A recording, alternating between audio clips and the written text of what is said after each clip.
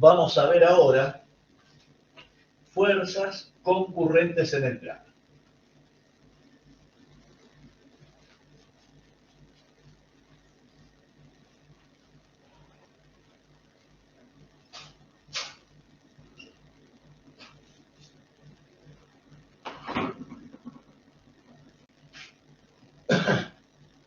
Como hemos hecho con todos los casos anteriores, primero lo vamos a analizar trabajando en forma vectorial y luego en forma escalar. Ya, tenemos un sistema de fuerzas concurrentes en el plano. O sea, las rectas de acción de todas las fuerzas pertenecen al plano XY y pasan por este punto A. P sub 1, P sub I, P sub N. Si nosotros reducimos ese sistema de fuerzas a un punto, por ejemplo, el origen de coordenadas, ¿qué es lo que vamos a obtener? La resultante de reducción, que va a ser igual a la sumatoria de los vectores P sub I, desde I igual 1 hasta R, y esa R, ¿dónde va a estar contenida? En el plano XY, en el plano de la fuerza. Y el momento resultante de reducción respecto de O, que es la sumatoria de los momentos de la P sub I respecto de O, ¿qué dirección va a tener? Y va a tener dirección Z.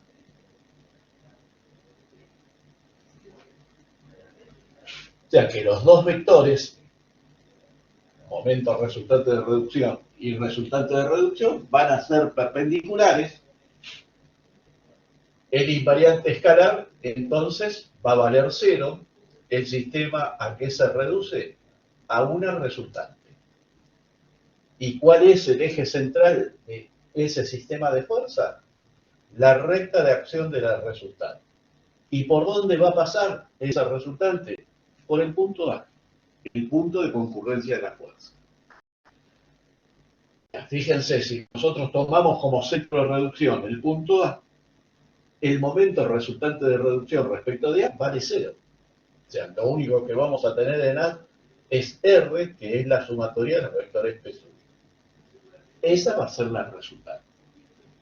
Si nosotros reducimos el sistema de fuerza a un punto cualquiera, bueno, el momento resultante de reducción va a ser igual al momento de esta fuerza R, que actúa en A,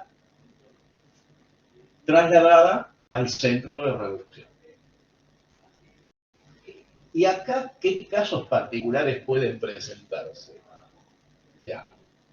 O el sistema de fuerza tiene resultante, o el sistema de fuerza está en equilibrio, porque si R, que es la sumatoria de los vectores P sub I, vale 0, el sistema de fuerzas está en equilibrio. Si R vale 0, el momento resultante de reducción respecto de cualquier punto va a ser siempre nulo. O sea que estos sistemas de fuerzas concurrentes en el plano o tienen resultante o están en equilibrio. O sea, jamás pueden reducirse a una cupla, a un par, porque las dos fuerzas que forman la cupla y par, no pueden pasar por un punto impropio. Tienen que ser paralelas. Puede ser el brazo de palanca chiquito, grande, depende de cuánto vale M y cuánto el brazo de palanca nos dará la fuerza. Pero jamás dos rectas paralelas pueden pasar por puntos propios.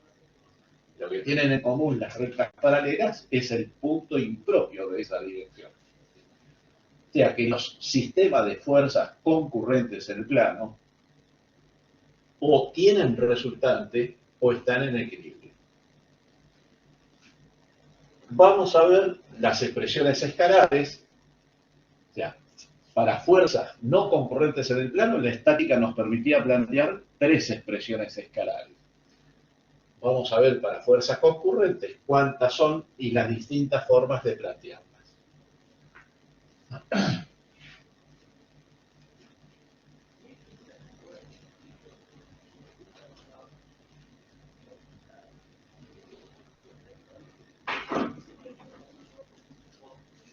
¿Me están escuchando bien? Se sigue el pizarrón, voy a hacer coincidir con el plano del pizarrón el plano coordenado XY. En ese plano tenemos el punto A y las fuerzas P sub I.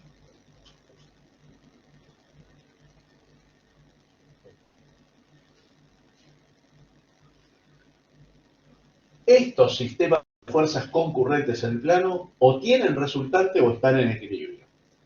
O sea, para que estén en equilibrio, basta que esta expresión vectorial, que es la sumatoria de los vectores P sub I, valga 0, esto nos garantiza que el sistema de fuerza está en equilibrio. Y si nos da distinto de 0, queda perfectamente definida la resultante porque su recta de acción sabemos que pasa por el punto A.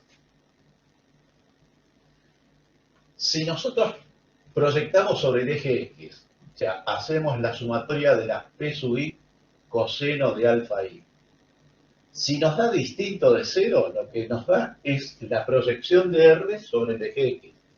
Si esto nos da 0, las conclusiones son equilibrio o resultante perpendicular a X.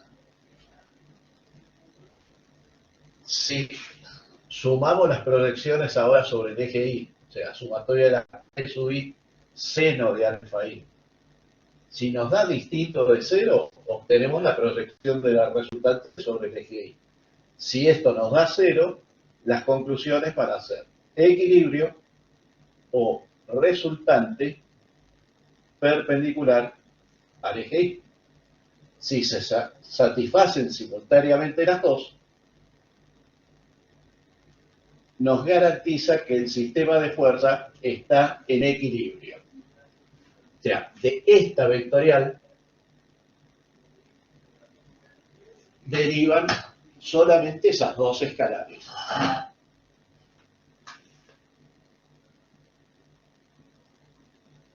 Ahora, como todos los casos anteriores, todas las expresiones escalares podían llegar a ser todas de momentos, hay otras dos formas de plantear estas dos expresiones escalares, que va a ser mediante una de proyecciones y una de momentos, o mediante dos de momentos. Si nosotros utilizamos las dos de proyecciones y proyectamos sobre los ejes cartesianos, con esas dos expresiones son independientes. Ya, fíjense, si conocemos Rx, conocemos Ri, queda perfectamente definida la resultante del sistema. Ya conocemos el vector R y su recta de acción pasa por el punto A, el punto de concurrencia de la fuerza. Las otras formas de plantear estas expresiones escalares va a ser mediante una de proyecciones y una de momentos. Si proyectamos sobre el eje X, si hacemos la sumatoria de las P sub I coseno de alfa I y nos da 0, las conclusiones eran equilibrio o resultante perpendicular a X. Además de ser perpendicular a X, ¿por dónde tiene que pasar? Por el punto A. Por el punto A pasa una sola recta perpendicular a X. Ya. O el sistema de fuerza está en equilibrio, o la recta de acción del resultante termina siendo esa recta roja, la recta perpendicular a X que pasa por A. Si ahora tomo momento respecto de este punto B o respecto de O, y la sumatoria de los momentos de las P sub I respecto de ese punto B, dije que iba a tomar momento respecto de B, nos da 0. O sea, si analizamos solamente el cumplimiento de ellas, las conclusiones van a ser equilibrio o resultante pasa por B. si se cumplen simultáneamente las dos, nos garantiza que el sistema de fuerza está en equilibrio. O sea, ¿qué restricción tiene que cumplir este punto? Ese centro de momentos. Bueno, el punto de concurrencia de la fuerza y el centro de momentos definen una recta. Dos puntos siempre definen una recta. Entonces, esa recta no tiene que ser perpendicular al eje sobre el cual proyectamos. O sea, la recta AB no tiene que ser perpendicular a X para que esa expresión de momentos sea independiente de la de proyecciones que habíamos.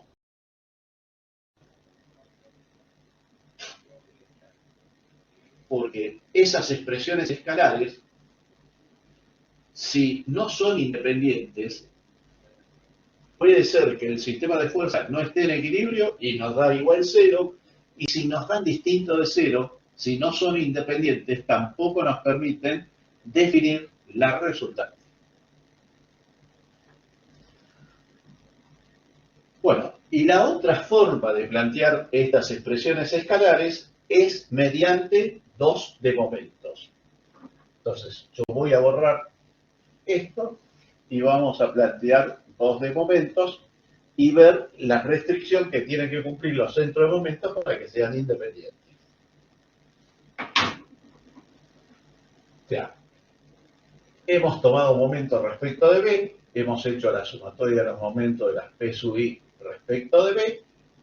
Si nos da cero, las conclusiones eran equilibrio o resultante pasa por B. Si ahora tomamos momentos respecto de O, sumatoria de los momentos de las P sub I respecto de O, y nos da cero, si analizamos el cumplimiento solamente de ello, es equivalente a esto, ¿no?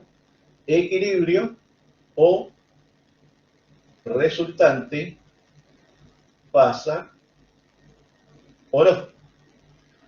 Si se cumplen simultáneamente las dos, nos tienen que garantizar que el sistema de fuerza está en equilibrio. O sea, nos tiene que dar cero solamente si el sistema de fuerzas está en equilibrio. ¿Y qué restricción tendrán que cumplir los centros de momentos?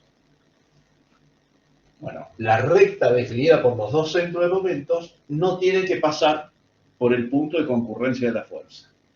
O sea, fíjense que acá también terminamos teniendo tres puntos en juego. El punto de concurrencia de la fuerza y los dos centros de momentos. Para que las dos expresiones de momentos sean independientes, es que esos tres puntos no estén alineados. O sea, la recta OB no pase por A. Si nos dan cero, nos garantizan que el sistema de fuerza está en equilibrio. Si nos dan distinto de cero, nos van a permitir definir la resultante del sistema. Pero, como en todos los casos anteriores, siempre es más fácil definir la resultante a partir de las proyecciones. O sea, si yo conozco Rx y Ri, es muy fácil definir la resultante. En cambio, si conocemos los momentos de la resultante respecto de dos puntos, se puede definir la resultante, pero es mucho más laborioso. Bueno, para fuerzas concurrentes en el plano, la estática nos va a permitir plantear solamente dos ecuaciones. O sea, cuando tenemos problemas de fuerzas con incógnitas, estas expresiones escalares se transforman en ecuaciones. O sea que para este tipo de sistema de fuerzas, la estática nos permite plantear solamente dos ecuaciones. Vamos a tener un problema isostático o estáticamente determinado cuando tengamos dos incógnitas, hiperestático cuando tengamos más de dos incógnitas. Por lo tanto, como nosotros lo único que podemos plantear son las ecuaciones de estática, esos problemas hiperestáticos no los vamos a poder resolver. Recién lo van a poder resolver ustedes cuando vean resistencia de materiales, cuando analicen las deformaciones y esas deformaciones les permite plantear ecuaciones adicionales a estas ecuaciones de Lenzman.